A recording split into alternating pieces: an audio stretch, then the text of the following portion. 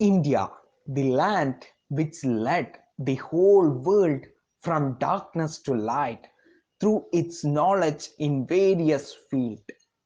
India is the land of diversities. It is diverse in its culture and languages. Even though there are a lot of diversities, still people of India is united under the single name. People of India consider their motherland as their mother itself and calls it affectionately as Bharat Mata. Once India was the richest country, but due to continuous invasions, it has been looted many times by many countries and drenched it often and often with human blood. Due to thousands of years of slavery, people lost their self-confidence. They lost their hope. They started to forget about their rich culture. Then there arose a man who made the whole world remember about the richest heritage of India and its infinite spiritual knowledge. As proclaimed in Gita, Yata yata hi dharmasya glanirbhavati bharata abhyuktanam tathatmanam srijamyaham. There arose a man to awake Indians. It is none other than Swami Vivekananda. When Swami Vivekananda returned back to India after his historical Chicago address, as well as some other world-renowned speeches which made the whole world to think about India's richest tradition, the king has welcomed back Swamiji in a grand way. But Swamiji noticed sadness in king's eyes. Swamiji asked him, what was the reason? Why are you sad? King replied, yes, Swamiji, you are right. I am sad.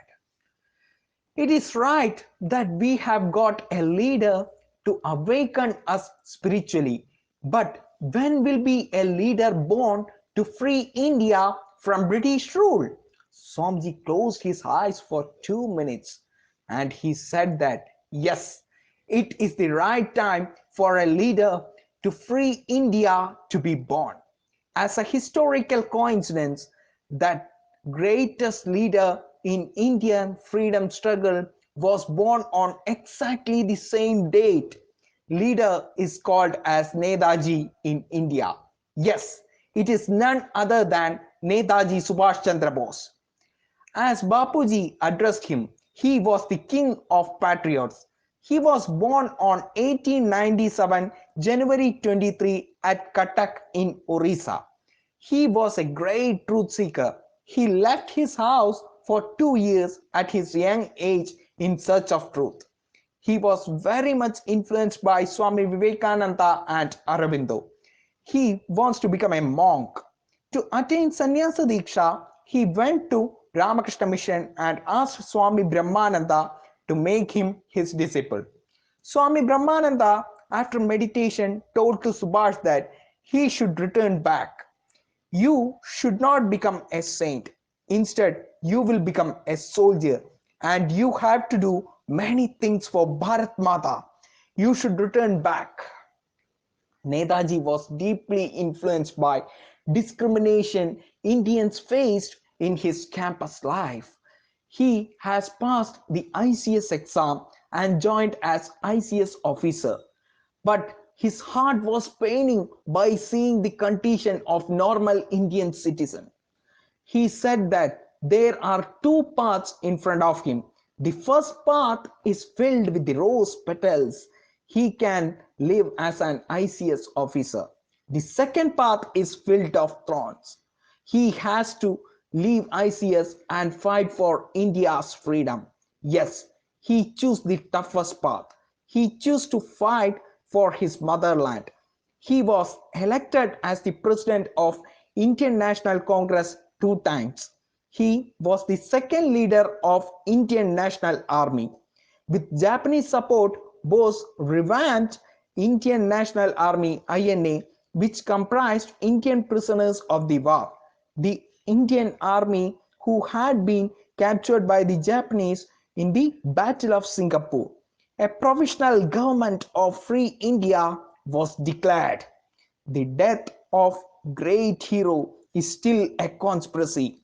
It is said that he died in a plane crash. But some people came with certain evidences which suggest that he was not died in the plane crash. He lived as Gumnami Baba after that. The fact is that he is immortal among Indians. Jai Hind. O India, forget not that the ideal of thy womanhood is Sita, Savitri, Damayanti. Forget not that the God thou worshippest is the great ascetic of ascetics, the all-renouncing Shankar, the Lord of Uma. Forget not that thy marriage, thy wealth, thy life are not for sense pleasure, are not for thy individual personal happiness. Forget not that thou art born as a sacrifice to the mother's altar. Forget not that thy social order is but the reflex of the infinite universal motherhood.